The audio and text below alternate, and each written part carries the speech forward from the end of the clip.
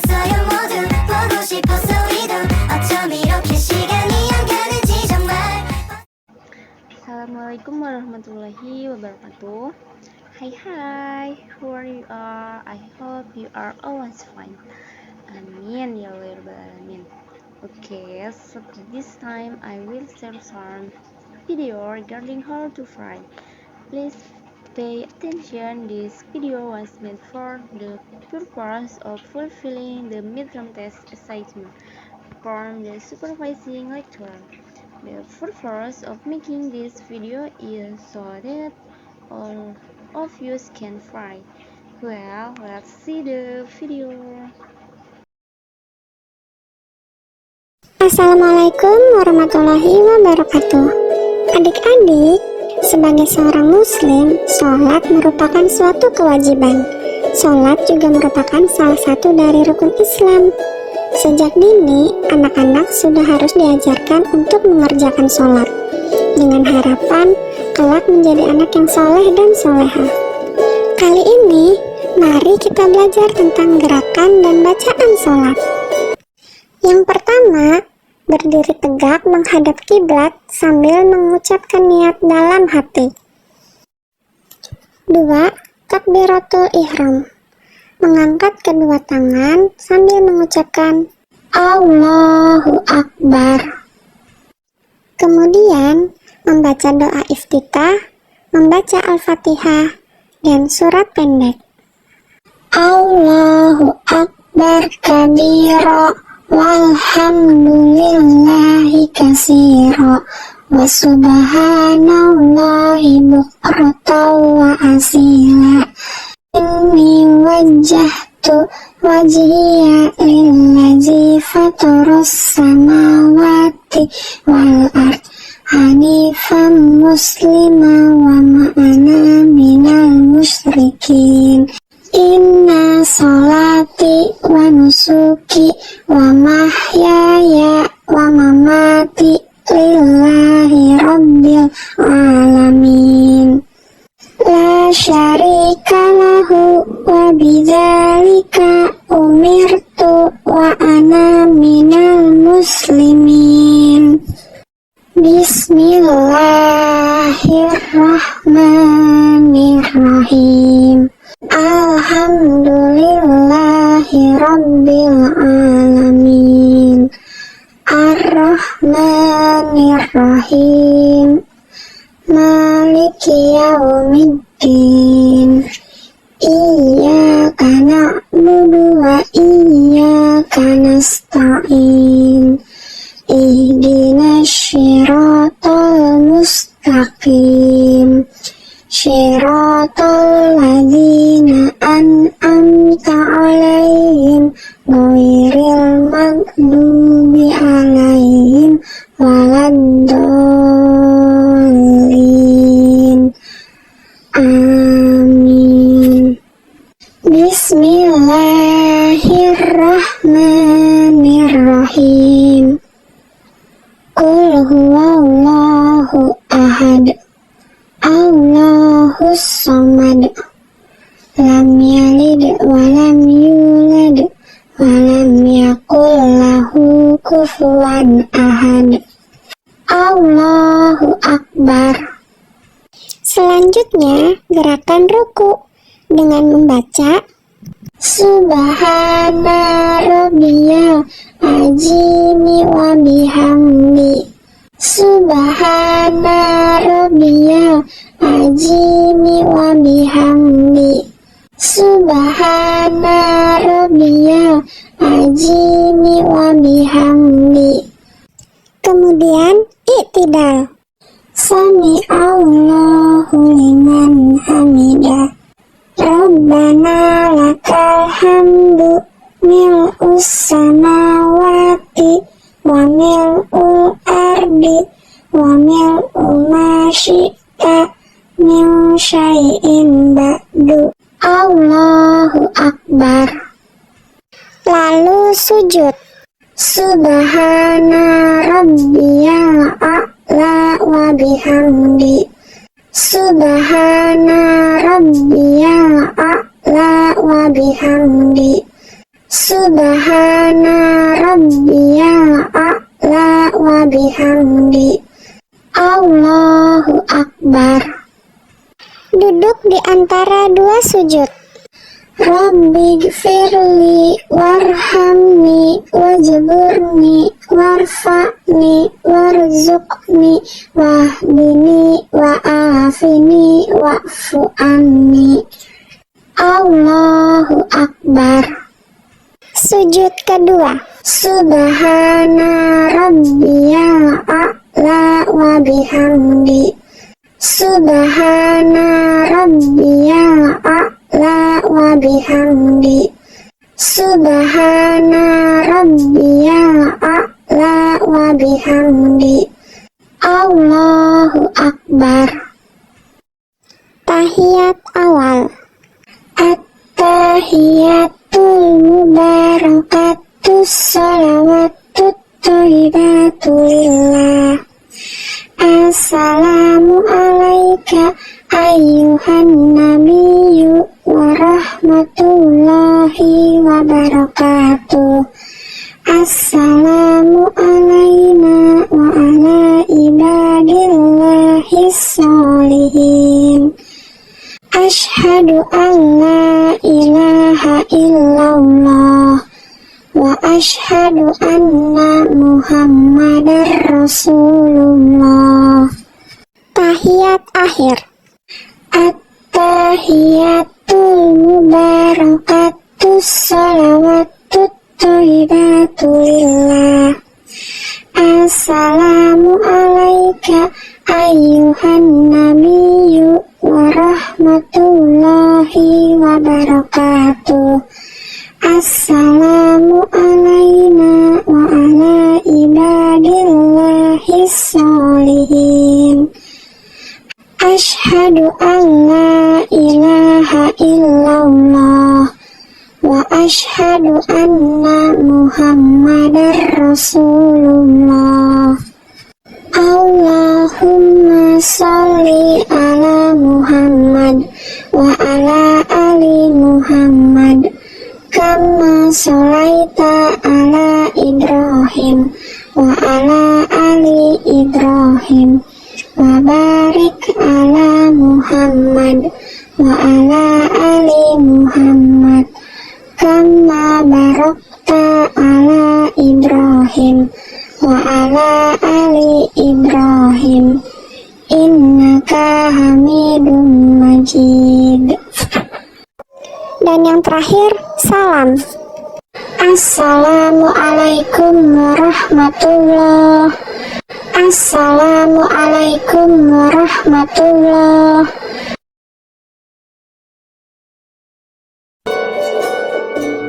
Kita yang butuh dengan sholat kita. Makanya ketika ada orang bertanya, ya Allah kenapa sih mesti sholat? Maka Allah perdengarkan di setiap telinga kita. 24 jam tak berhenti. Supaya kamu bahagia, supaya kamu senang, supaya kamu lancar, supaya kamu gak punya masalah. Makanya kalau kita sadar, cara berpikirnya begini, sholat membuat kita bahagia. Maka semua orang akan menunggu waktu sholat. Wa may yattaqillaha yaj'al lahu makhraja wa yarzuqhu min haitsu la yahtasib. Siapa yang mampu meningkatkan takwa, aku berikan solusi. Semua kesulitannya aku mudahkan. Aku kirimkan rezeki bahkan dari sisi yang tidak dia duga. Anda ingin bahagia? Takwa. Lihat akhir ayat 189 di surah Al-Baqarah. Lihat ujung ayatnya. Wattaqullaha la'allakum tuflihun. Kalau kamu ingin takwa, kalau kamu ingin bahagia kata Allah, ingin sukses, tingkatkan takwa. Anda masih belajar di kampus, pengen pintar, ilmu pengen cepat datang, Allahu Akbar. Takwa juga. Buka Quran surah kedua di akhir ayat 282, paling kiri sebelah bawah, persis paling bawahnya. Wattaqullah wa yu'allimukumullah. Tingkatkan takwamu kepada Allah, aku tambahkan pengetahuan. Datang min ladunna ilma, dari kami, makanya disebut ilmu laduni. Bukan nggak belajar, dia ikhtiar. Dia belajar, dia mendekatkan takwa kepada Allah, tapi proses pembelajarannya dipercepat oleh Allah karena takwanya. Logikanya begini, logikanya. Anda dekat dengan pimpinan, akses mudah. Dekat dengan dosen, mudah belajar. Ya, dekat dengan orang-orang berpengaruh, dapat bagian kemudahannya. Anda dekat dengan Allah, apa yang tidak mudah bagi Allah? Bukankah Allah Razzaq, pemilik rezeki? Bukankah Allah Alim, pemilik ilmu? Sekarang ada orang dekat dengan Allah, ya gampang Allah kasih segalanya. Makanya orang dulu Pak, orang dulu itu punya keistimewaan sampai taraf nomor 5. Orang pintar sekarang dari segi ingatan cuma 4 bagiannya. 1, cepat ingat, lambat lupa. Cepat ingat, lambat lupa. Yang kedua, cepat ingat, cepat lupa. Yang ketiga, lambat ingat, lambat lupa. Masih agak lumayan. Yang keempat, ini yang susah. Lambat ingat, cepat lupa. Ingatnya lambat, saya udah nerangin sejam lebih nih. Paham? Belum. Begitu paham, keluar masjid lupa. Tapi yang kelima, ini yang sering saya sampaikan, hampir jarang sekarang ada. Cepat ingat, sulit lupa. Jadi mau lupa itu susah, Pak. Bukan mau ingat, mau lupa susah. Saking gampangnya ingat, sekali baca ingat, seketika. Imam Al-Bukhari itu dibacakan sekali, langsung masuk. Imam Syafi'i bacakan sekali, masuk. Hafal Quran usia 7 tahun, 10 tahun Al-Muwatta. Al-Muwatta lebih tebal daripada ini. Hafal. Al-Bukhari itu dibacakan, hafal seketika. Diuji Pak di Irak, datang ke sana. Katanya mau silaturahim, begitu datang, kayak sidang ujian. Yang uji langsung 10, bukan cuma 3-4 lagi, 10 orang ulama terbesar. Diuji hadis. Kata ini anak muda hebat hadisnya. Di letter U Pak, beliau duduk di sini, dikelilingi ulama begini. Setiap orang menguji 10 hadis. Setiap hadisnya diacak orang-orangnya, sanadnya. Matanya diacak, sanadnya diacak. Isinya diacak, sanadnya pun diacak. Setiap orang. Begitu satu orang menguji dengan 10 hadis, silahkan. Apakah menurut anda hadis ini benar? Kata Al-Bukhari, sebentar, teruskan dulu aja 10-10-nya, biar sekalian. Teruskan 10-10-nya biar sekalian. 10 kali 10, 100. Begitu selesai kemudian diulang dari awal sampai akhir tanpa salah sedikit pun. Yang ini sanadnya benar tapi matanya salah. Yang ini matanya benar tapi sanadnya salah. Ini ada yang ketukar. Ini bagian ini bukan ini bukan ini bukan ini. Semuanya. Sampai diakuilah. Kemudian ditetapkan pada saat itu dengan Imam Muhaddithin. Al-Bukhari. Nabi bukan, Rasul bukan. Dipercepat oleh Allah. Jadi kalau takwa itu sudah meningkat, apa rahasianya? Takwa meningkat, datang semua ini. Sekarang kalau anda tanya, amalan takwa itu apa? Pertama sholat. Sholat Pak. Makanya ketika Allah memaksa kita untuk sholat dengan hukum wajib, sebetulnya bukan ingin membebani Pak. Saya sering sampaikan kalimat ini. Kalau orang paham hikmah sholat, dia akan tunggu dan rindu dengan sholat. Karena tahu setiap menunaikan sholat bukan beban kewajiban, bukan bebannya. Allah nggak butuh dengan ruku anda. Dan Allah tidak butuh dengan sujud kita. Kita yang butuh dengan sholat kita. Makanya ketika ada orang bertanya, ya Allah kenapa sih mesti sholat? Maka Allah perdengarkan di setiap telinga kita. 24 jam tak berhenti. Ya, telinga bahasa Arabnya udhun, jamaknya disebut azan. Maka ada azan yang dikumandangkan setiap hari. 5 kali dalam setiap pergantian waktu. Subuh ganti ke siang, zuhur, azan lagi. Ganti ke asar, azan. Ganti ke maghrib, azan. Bahkan mau malam pun masih azan, diperdengarkan. Yang paling dahsyat, azan tidak pernah dalam waktu bersamaan semuka bumi. Selalu ada perbedaan. Tanah Kusir azan, tiba-tiba Jakarta sana azan. Jakarta selesai masuk Tangerang adzan, Tangerang adzan sampai ke Serang adzan, Serang adzan selesai Banten, Pandeglang adzan. Terus ternyata semuka bumi 24 jam adzan tidak pernah berhenti. Apa itu adzan? Bukan sekedar panggilan, tapi kalimat yang ingin disampaikan pada setiap orang yang mempunyai telinga dan pendengaran. Adzan. Ketika diperdengarkan ada syahadat, Allahu Akbar, Allahu Akbar. Makanya tidak sedikit ada orang-orang itu, Pak Ibu sekalian, masuk Islam karena dengar adzan. Dulu pernah ada orang cuma nonton, dia kuliah tuh di luar negeri. Ya. Kemudian di flatnya itu bukan cuma orang Islam, ada temannya non muslim. Yang muslim ini bagus nih, bisa dibiasakan. Dia terbiasa dengan hal-hal Islami. Bahkan tayangan TV pun dia putar yang channel One itu dari Mekah tentang sholat, baca Quran. Ini bisa kita biasakan. Ke kantor, kalau sedang senggang baca mushaf, baca hadis. Mungkin bagi sebagian orang dengan izin Allah dapat hidayah lewat kebiasaan kita.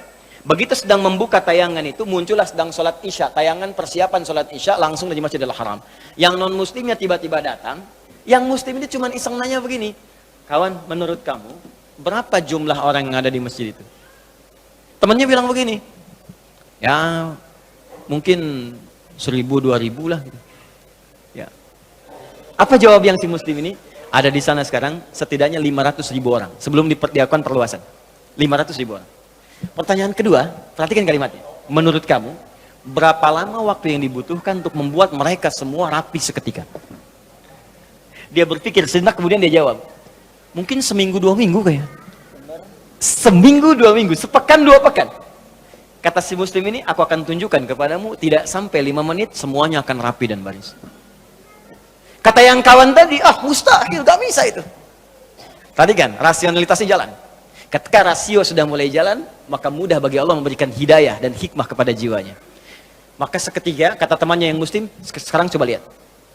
Begitu qamat, Allahu Akbar, Allahu Akbar. Wah, sudah. Yang tawaf berhenti semua. Yang tadinya duduk, berdiri semua. Siap. Bingung temannya. Wah, jangan dulu jangan dulu bingung, lihat dulu nih. Begitu sudah imam yang mengatakan istau, istaqimu. Wah, semua rapi. Saat takbir, Allahu Akbar, semua angkat tangan takbir.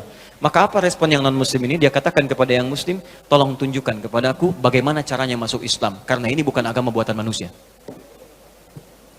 Hidayah. Ada orang nonton sholat isya masuk Islam.